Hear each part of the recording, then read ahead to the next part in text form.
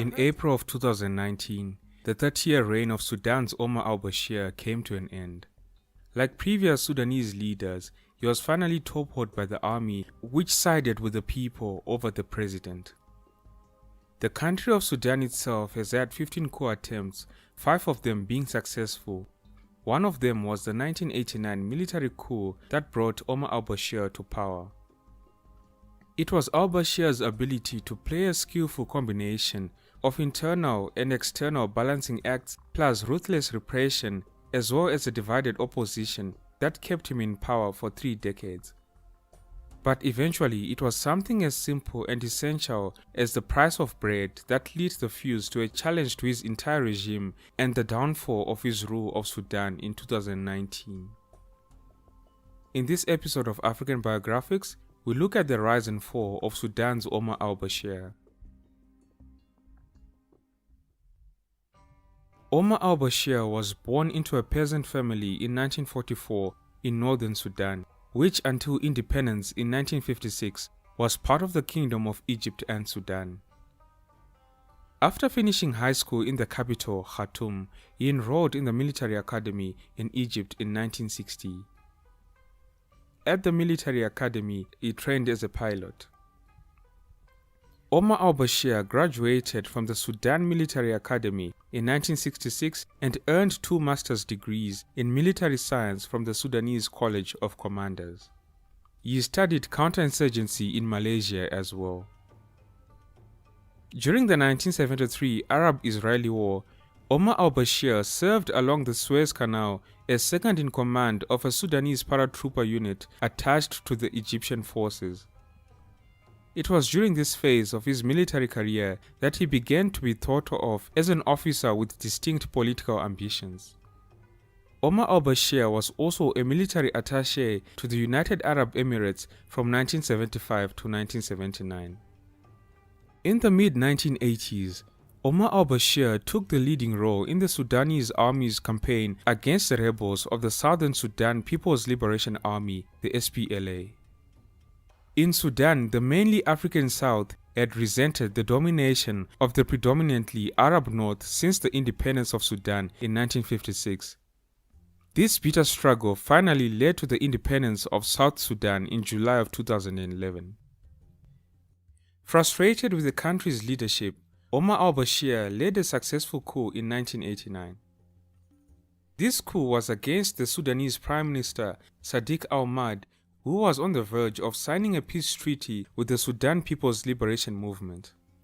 This peace treaty would have allowed southern Sudan to be controlled by secular laws instead of the Sharia law that Bashir and other Muslim military officers demanded. Upon taking power after the coup, Omar al-Bashir became the chairman of the Revolutionary Command Council for National Salvation, which ruled the country. Shortly after this, Omar al-Bashir addressed a rally holding a copy of the Quran in one hand and an AK-47 in the other. Addressing the crowd, he said, and I quote, "I vow here before you to purge from our ranks the renegades, the hirelings, enemies of the people and enemies of the armed forces. Anyone who betrays the nation does not deserve the honor of living." This was Sudan's 4th military takeover since independence, and Omar al-Bashir dissolved the parliament, banned political parties, and strictly controlled the press. Throughout this whole process, he was supported by Hassan al-Turabi, a Muslim extremist and leader of the National Islamist Front, the NIF. Hassan al-Turabi had played a prominent role in promoting Islamist ideology during the regime of Khafana Meri in the early 1980s. For the first decade of his rule, Omar al-Bashir was seen as a frontman for Hassan al-Turabi. Together they began the process of making the country an Islamic state, and in March of 1991 they introduced Sharia law.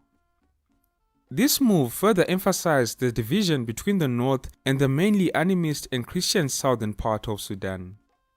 Southern Sudan rejected the introduction of the new legal system, and the decades-long northern and southern Sudan civil war intensified. The 2 men in charge of the country, Omar al-Bashir and Hassan al-Turabi, intensified the military campaign to defeat the Sudan's People's Liberation Movement in what was called the Second Sudanese Civil War, beginning in 1983 and lasting 22 years. Also during this time, international jihadists flocked to Sudan.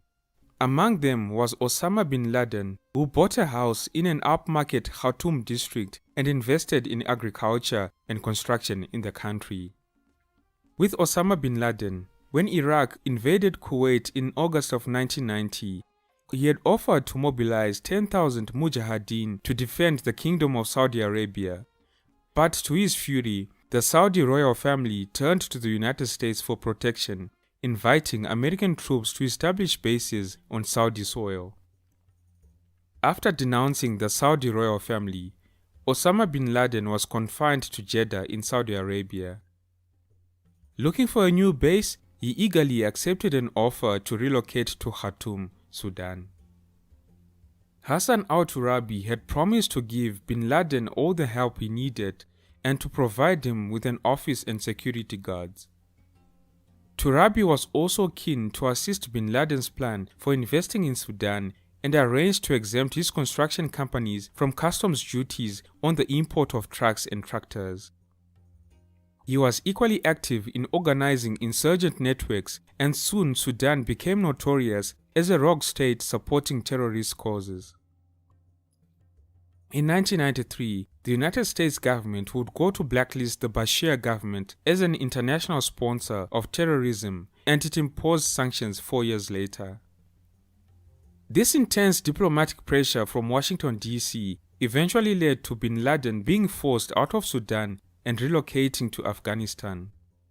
In return, the United States provided support for the Sudanese government. In October of 1993, the Revolutionary Council was disbanded and Bashir was appointed the president of Sudan. However, he retained military rule in the country. He would also be confirmed as president by an election held in 1996.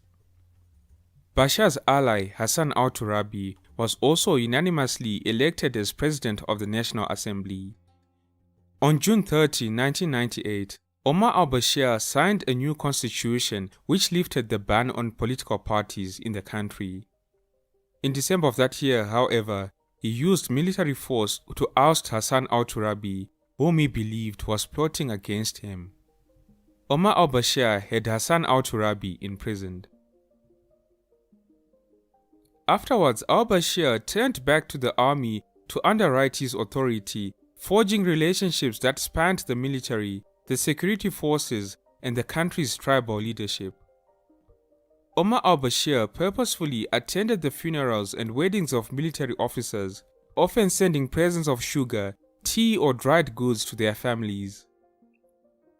Al-Bashir also used a similar approach to manage provincial leaders and tribal chiefs in the country. His style of a personalist autocracy was put to use in battling the insurgency in southern Sudan, where rebels from different ethnic groups with Christian or animist beliefs were fighting for independence. On March 12, 2000, Bashir declared a 3-month state of emergency, which by stages he thereafter extended indefinitely. After the December 2000 elections, in which he was once again confirmed as president, he went on to dismiss the cabinet. It was also around that same time that Sudan discovered oil.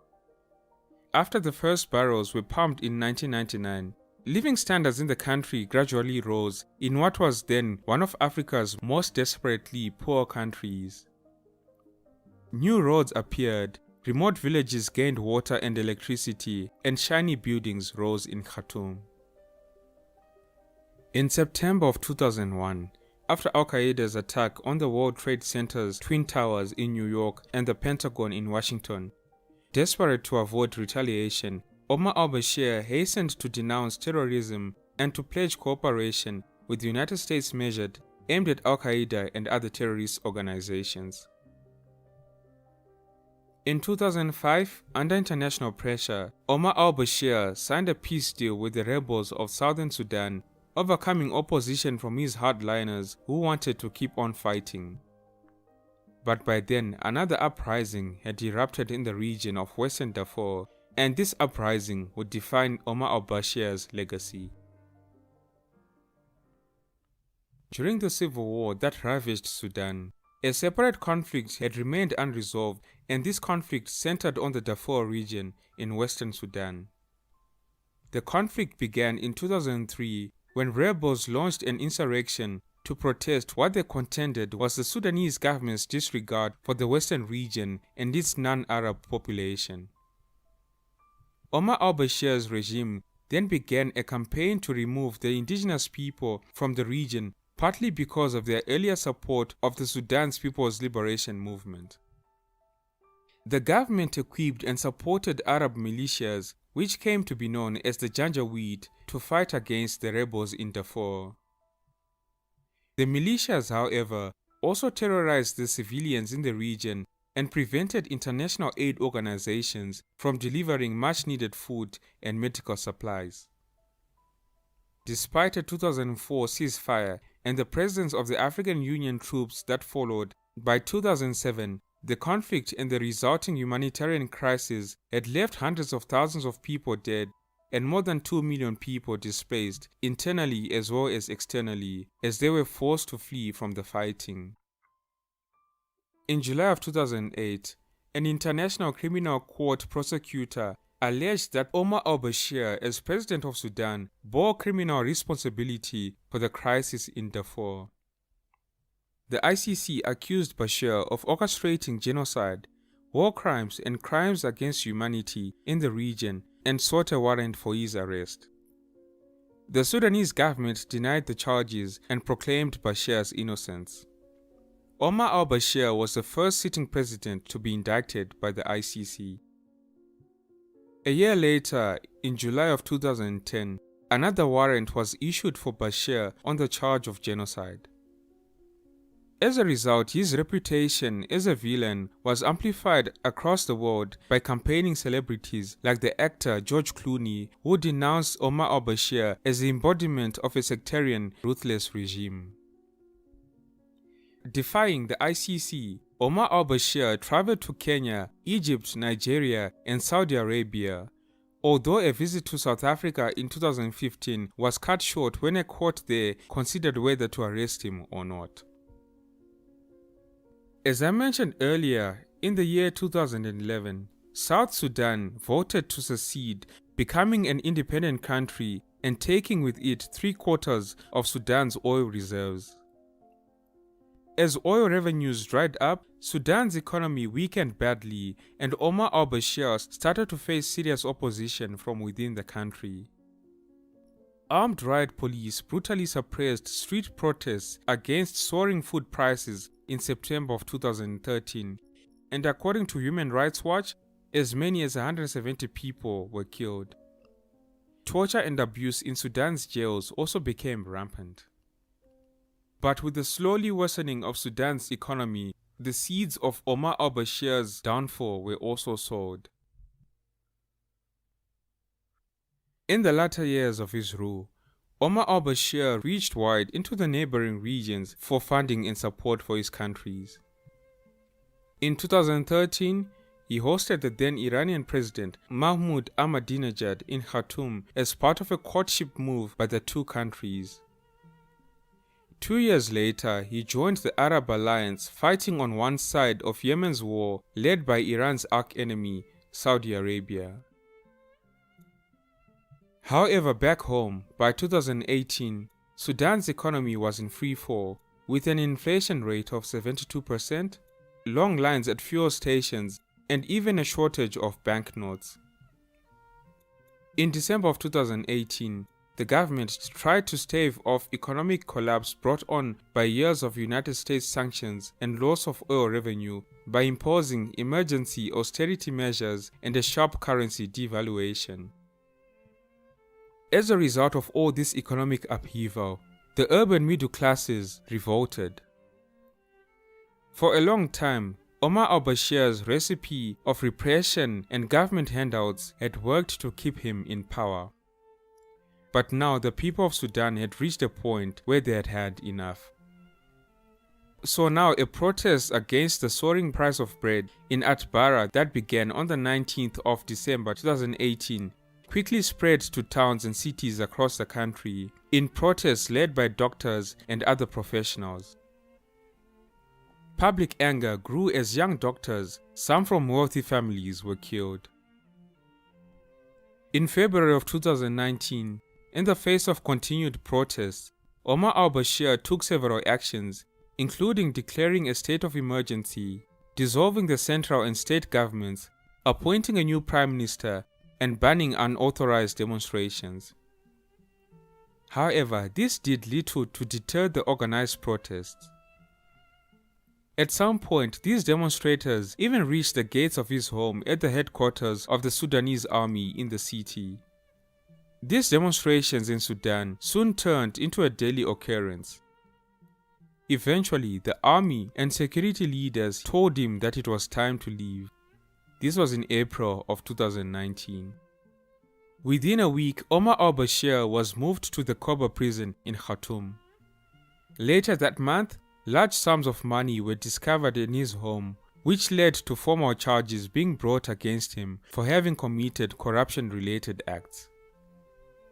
He was convicted in December of 2019 and sentenced to 2 years in a reform facility rather than a prison, as Sudanese law did not permit individuals older than 70 years to serve time in prison.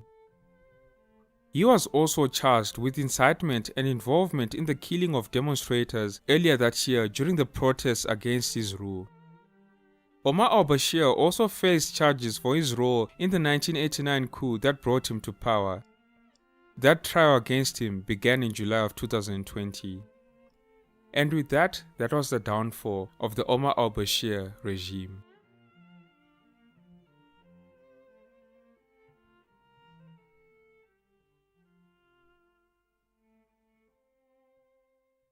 His critics say that he left the country of Sudan very much in tatters.